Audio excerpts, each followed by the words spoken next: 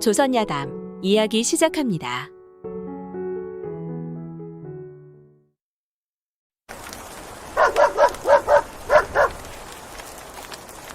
옛날 옛적 한양 땅에 한 정승이 살고 있었습니다. 정승의 집안은 대대로 명신으로 대를 이었으나 유독 이 정승대에 와서는 후사가 없었습니다.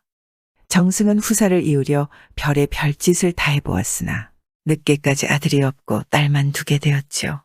그러던 어느 날 명나라의 황제가 노인하고 닭이 그려진 그림을 우리나라 임금에게 보내면서 노인의 나이를 맞추어 보라 했습니다. 임금은 대소신료들에게 그림을 보여주고 그림 속 노인의 나이를 알 수 있냐 물었지만 아무도 대답할 수 있는 신하가 없었지요. 임금은 하는 수 없이 정승에게 그림 속 노인의 나이를 알아보도록 명을 내렸습니다. 명을 받은 정승은 덕망 높고 학식 있다는 관료들과 학자들을 찾아다녔지만 아무도 그 답을 알 수가 없었습니다. 그래 하루는 어딜 가다 비가 와서 디딜방아 찢는데 가서 비를 피하고 있는데 디딜방아 찢던 부인이 아이와 나누는 대화를 들었습니다. 아무개야, 아무개야. 왜 그래요? 그 방에 있는 빗자루 좀 가지고 오너라. 어머니 개를 부르세요. 그래 어머니가 워리워리 하며 개를 부르니 개가 빗자루를 물고 오는 게 아니겠습니까? 그 모습을 본 정승이 아이를 보며 말했죠. 참 영특한 놈이구나. 그래, 내 나이가 몇 살이냐? 올해 9이옵니다. 정승이 대답하는 아이의 얼굴을 가만 보니 참으로 재기가 넘치고 씩씩해 보였죠. 그래 혹시나 하는 마음에 정승은 아이에게 중국에서 온 그림을 보이며 물었습니다.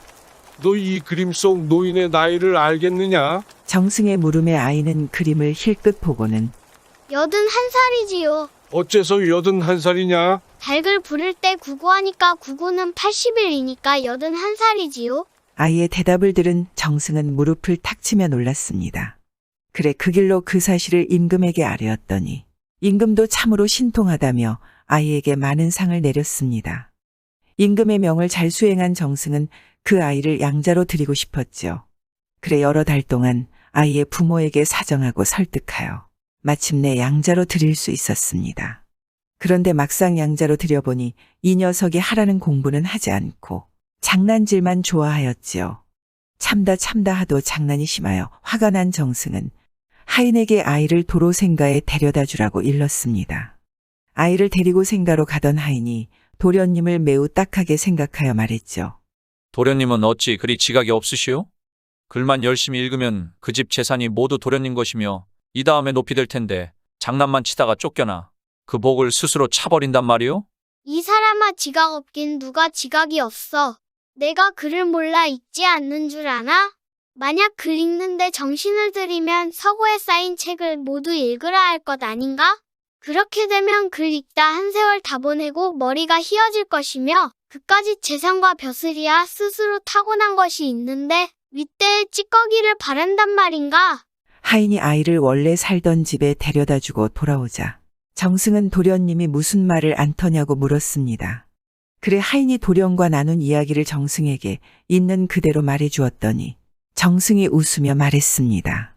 사람은 의기가 첫째요. 학문은 둘째인데 그놈의 말이 그만하면 쓸만하니 아주 쫓아버릴 수만은 없구나. 정승은 그리 말하고 양아들을 도로 데려다 길렀습니다. 또 하루는 정승이 조회에 갔다 돌아오니 사랑방 장판 바닥이 한 곳도 성한 곳이 없었습니다. 송곳으로 방바닥을 찔러 공보를 만들어 놓은 것이죠. 필시 아들의 지시려니 하고 아들을 불러다 물었습니다. 장판을 누가 이렇게 했느냐? 도령은 방구석의 송곳을 가리키며 대답했죠. 벼룩을 송곳으로 잡으려다 제가 그랬습니다.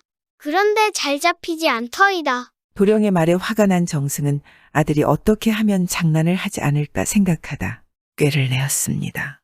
다음 날 아침 정승은 입거라면서 아들이 장난을 하지 못하도록 하기 위하여 팥 한 자루를 아들에게 주면서 말했죠.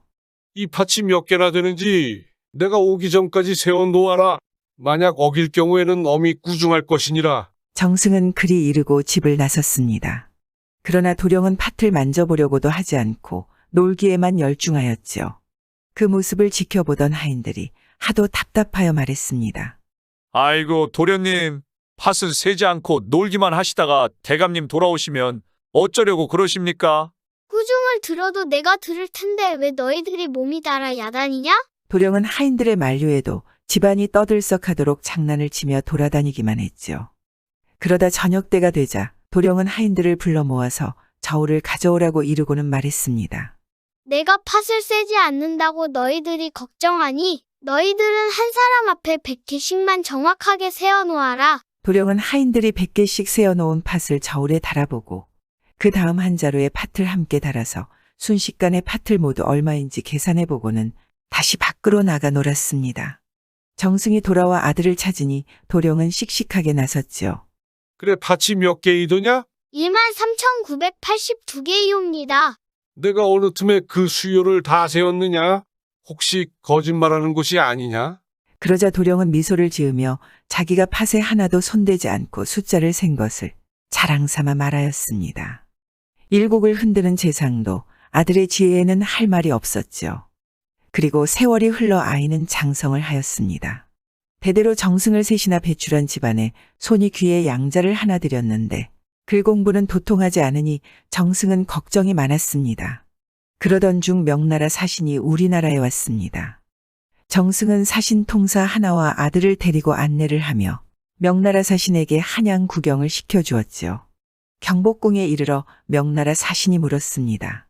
이 건물을 짓는데 몇 해나 걸렸소? 글쎄올시다. 자세히는 모르겠습니다만 한 3년 걸렸을 것입니다. 이까짓 건물을 짓는데 3년이나 걸렸단 말이오. 우리 명나라에선 이런 건물은 1년이면 지을 텐데. 정승은 사신의 말에 언짢았지만 겉으로 내색할 수가 없었죠. 그러더니 창덕궁 앞에 가서는 사신이 또 물었습니다.